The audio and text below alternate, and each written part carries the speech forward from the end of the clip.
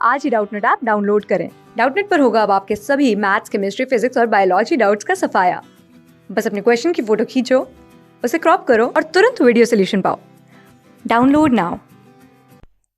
नमस्ते बच्चों, आज हमें प्रश्न में पूछा गया है दीप्तिकालिता से आप क्या समझते हैं। दीप्तिकालिता के आधार पर पौधों की विभिन्न श्रेणियों का उल्लेख कीजिए।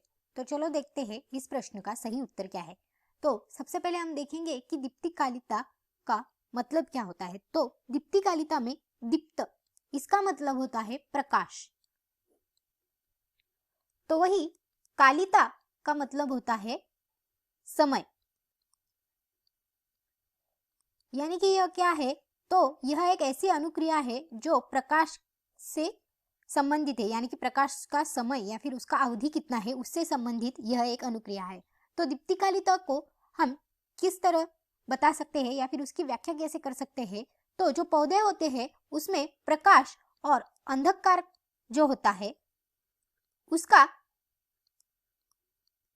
सापेक्षित अवधि पर निर्भर अनुक्रिया जो घटती है उसे कहते हैं दीप्तिकालिता, यानी कि प्रकाश और अंधकार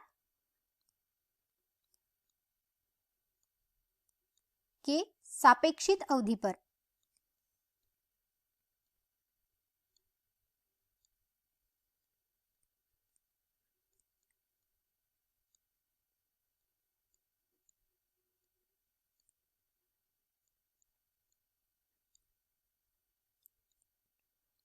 यानी कि इसका मतलब क्या होता है, तो दीप्तिकालिता का मतलब होता है जो पौधे होते हैं उसमें प्रकाश कितने समय तक है और अंधकार कितने समय तक है, इस पर आधारित अनुक्रिया जो होती है उसे कहते हैं दीप्तिकालिता।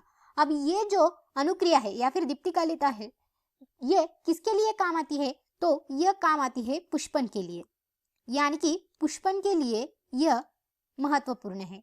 अब इसी पर आधारित हमें पौधे के कुछ विभिन्न श्रेणियां मिलती है, यानी कि दीप्तिकालिता पर आधारित हमें पौधे की 3 श्रेणियां मिलती है। कौन सी होती है, तो सबसे पहले जो होती है वो होती है अल्प प्रदीप्त काली।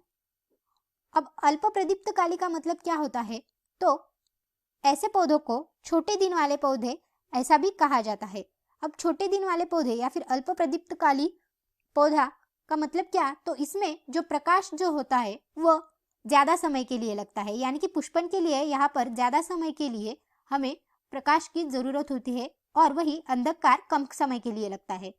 तो दूसरा जो हमारा प्रकार है या फिर दूसरी जो श्रेणी है वह इसके उल्टी है। कैसे है, तो उसे कहते हैं दीर्घ प्रदीप्त काली। अब दीर्घ प्रदीप्त काली मतलब क्या, तो जैसे हमने देखा कि अल्प में प्रकाश का समय ज्यादा है और अंधकार का समय कम है, या फिर जो क्रांतिक अवधि है वह कम है। लेकिन दीर्घ प्रदीप्त काली में क्या है, तो जो प्रकाश का समय है वह कम है और क्रांतिक अवधि का समय या फिर अंधकार का जो समय है वह ज्यादा है। और तीसरी श्रेणी जो है उसे कहते हैं तटस्थ प्रदीप्त काली।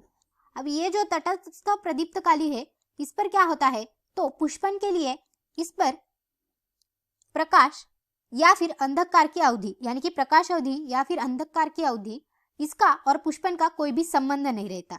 यानी कि प्रकाश और अंधकार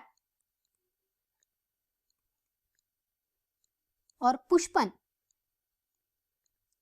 इनका कोई संबंध नहीं है।